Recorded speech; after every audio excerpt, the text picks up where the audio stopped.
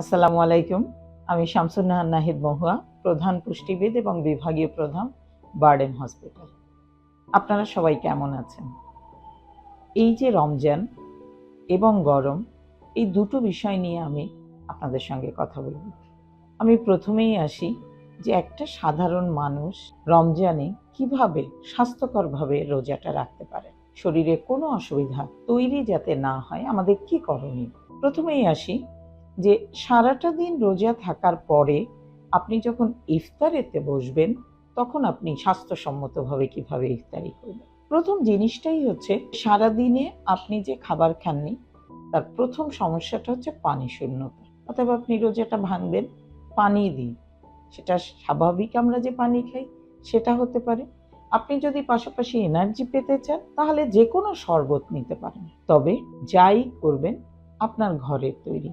কেমন হতে পারে শরবত? আপনি টক দই দিয়ে লাস্সি করে নিতে পারেন, আপনি ফলের জুস করে নিতে পারেন। এখানে একটা গুরুত্বপূর্ণ বিষয় হচ্ছে, সাধারণত আমরা কি করি, সরাসরি ফল থেকে জুস করে সেইটা খাই, কিন্তু কখনোই এই ভুলটা করবেন না। যখন জুস করবেন তার ভেতরে পানি মিলিয়ে নেবেন, কারণ ফলে থাকে পটাশিয়াম।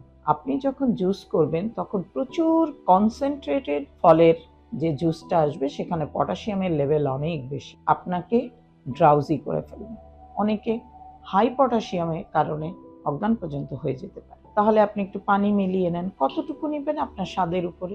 এখন দেখেন, যদি মিষ্টি ফলের জুস করেন আপনি, তাহলে কিন্তু আলাদা করে চিনি মেলানোর দরকার নেই। আর আমরা স্বাস্থ্যসম্মতভাবে থাকার জন্য চিনিটাকে খুব একটা ব্যবহার করতে চাই না। আপনি তার পরিবর্তে গুড় ব্যবহার করেন বা মধু ব্যবহার করেন, অথবা ওই মিষ্টি ফলের নিজস্ব যে মিষ্টিটা আছে সেটা দিয়েই কিন্তু আপনার শরীরের চাহিদা পূরণ হয়ে যাবে। পাশাপাশি যে ফলগুলো খেতে মিষ্টি না, আপনি তার একটা জুস রাখতে পারেন, মিক্স ফ্রুটস রাখতে পারেন। জুস বলতে যেমন আমি বলি, এখন তো ডাবের পানি পাওয়া যাচ্ছে, আপনি ডাবের পানিটাই কিন্তু খেতে পারেন। আপনারা জানেন যে ডাবের পানি কিন্তু ন্যাচারাল স্যালাইন, যেটা শরীরের জন্য আল্লাহ প্রদত্ত ইলেকট্রোলাইট এবং পানি সমতা রক্ষা করে। তো আমরা সেই সময়টা পাচ্ছি, আপনি চাইলে এক গ্লাস ডাবের পানি নিতে পারেন, প্লাস তার সঙ্গে ডাবের ভেতরের শ্বাসটা নিলে আপনার কিন্তু একবেলার কমপ্লিট একটা খাবার হয়ে যায়। এর বাইরে আপনি যে ফলগুলো অনেক খেতে মিষ্টি না, সেই ফলগুলো মিক্স করে চমৎকার একটা ফলার তৈরি করতে পারেন। আপনি চাইলে তার ভেতর টক দই দিতে পারেন, আপনি চাইলে তার ভেতরে একটা মিষ্টি ফল দিয়ে ফলার তৈরি করে নিতে পারেন, ফালুদা করে নিতে পারেন। এবার আসেন যে আপনি ইফতারিতে অন্য খাবার কি খেতে চান।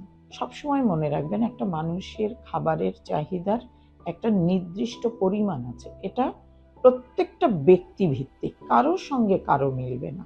ধরেন একজন যদি 5টা পেঁয়াজু 5টা বেগুনি খেতে পারে, তার পরিশ্রমটাও সেই লেভেলের হতে হবে। কিন্তু যিনি লাইট ওয়ার্কার, তার জন্য 5টার দরকার নেই। আপনার বাসায় ধরেন 5 ধরনের খাবার হলো, আপনি প্রত্যেকটা খাবার থেকে একটা একটা করে নেন, আপনি স্বাদও পেলেন, আপনার মনের ইচ্ছাও পূরণ হলো, কিন্তু শরীরের ক্যালোরি চাহিদাটাও ঠিক থাকলো।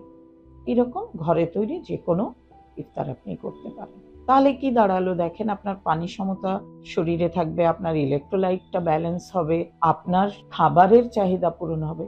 এই জায়গায় আপনি বলতে পারেন যে খাবারের চাহিদার ক্ষেত্রে আমি কি করতে পারি।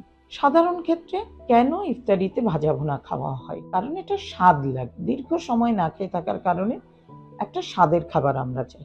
স্বাদের খাবার যে তেলে ভাজা ভুনাই হতে হবে তা কিন্তু না। এটা আপনি শ্যালো ফ্রাই করতে পারেন, এখন এয়ার ফ্রায়ার করা যায়, আপনি ওভেন বেকড করতে পারেন, আপনি স্টিম করে খাবার খেতে পারেন। আমি কয়েকটা খাবারের নাম বলি, যেমন স্টিম করে আমরা মোমো খাই, পিঠা জাতীয় জিনিস স্টিম করে অনেক পিঠা খেয়ে থাকি আমাদের দেশের কালচার অনুযায়ী, সেটা খেতে পারেন। আপনি পেঁয়াজু বেগুনি এগুলো যদি খেতে চান, এটা চাইলে কিন্তু আপনি কম তেলেও খেতে পারেন, যদি আপনি আপনার ওয়েটটা ঠিক রাখতে চান, অনেক ক্যালোরি না নিতে চান। আর যারা সাধারণত একটু ওজন কম বা স্বাভাবিক ওজনে আছেন, তারা তেলে ভাজা খেতে কোনো অসুবিধা নেই, কিন্তু সেটা ঘরে তৈরি। এখানেই হচ্ছে আমার আপনাদের কাছে মেসেজ, যে আপনারা বাইরের তেলের যে জাঙ্ক ফুড এবং রাস্তার তৈরি খাবারগুলো, এগুলো খাবেন না। এগুলো খেলে কিছু সমস্যা হতে পারে। তাৎক্ষণিক মুহূর্তে ওই তেলটা অনেক দিনের পুড়িয়ে যাওয়া তেল। এই তেলের খাবার খেলে প্রথমত যে জিনিসটা হবে, আপনার একটা অস্বস্তি বোধ হবে, আস্তে আস্তে অ্যাসিডিটি হতে পারে, আপনার পেট ফাঁপতে পারে, যদি সেটা আপনার ইনডাইজেশন হয় ডায়রিয়া হতে পারে। তার থেকে আস্তে আস্তে অনেক বড় সমস্যা হতে পারে, কারণ রোজা 1 মাসের। আপনি যদি প্রতিদিন খেতে থাকেন, দেখবেন ঈদের পরে অন্যরকম সমস্যা হচ্ছে, সেটা আলসার পর্যন্ত যেতে পারে।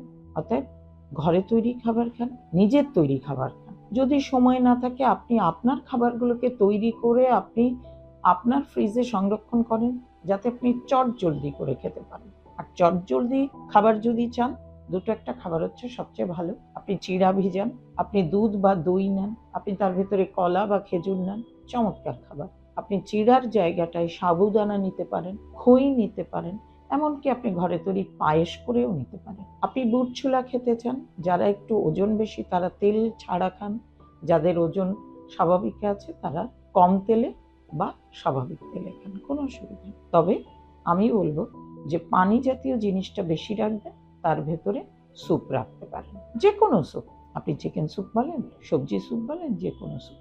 এইভাবে যদি আপনি প্রত্যেক দিন আপনার ইফতারিটা আপনার মন মতন করে পছন্দ করে আপনার হাতে তৈরি করে খান, তাহলে একদিকে আপনি সুস্থ থাকবেন, একদিকে আপনার রোজাটাও খুব ভালো থাকবে। আপনারা ভালোভাবে রোজা রাখেন, কোনো অসুবিধা যেন আপনাদের তৈরি না হয়। ধন্যবাদ।